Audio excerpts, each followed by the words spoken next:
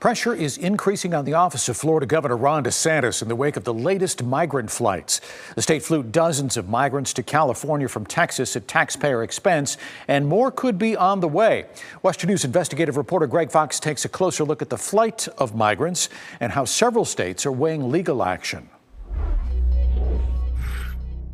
This scene is playing out over and over. Migrants seeking legal asylum in the U.S. and then being bused to states with so-called sanctuary cities, those that have declared themselves willing to accept those unwanted in Mexico border states.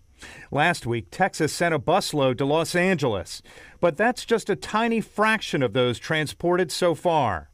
According to the Migration Policy Institute, 13,000 migrants had been bused from Arizona and Texas to Washington, D.C., New York, and Chicago as of September last year. But Florida, under the direction of Republican governor and GOP presidential candidate Ron DeSantis, has ramped up the movement of immigrants who are in the country illegally by contracting with companies to fly 36 of them to Sacramento on June 2nd and 5th, and 49 of them to Martha's Vineyard last September. It should be a deafening alarm to everybody. This is very, very un-American. Rachel Self is an attorney representing the migrants flown to Massachusetts.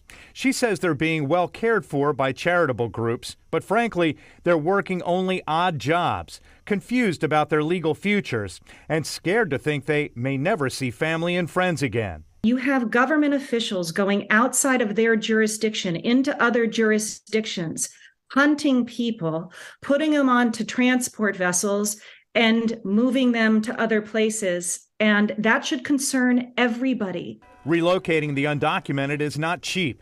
As the Migration Policy Institute points out, the buses and flights come at a high cost to state taxpayers. The Florida cost for the Massachusetts flights, $12,800 per migrant.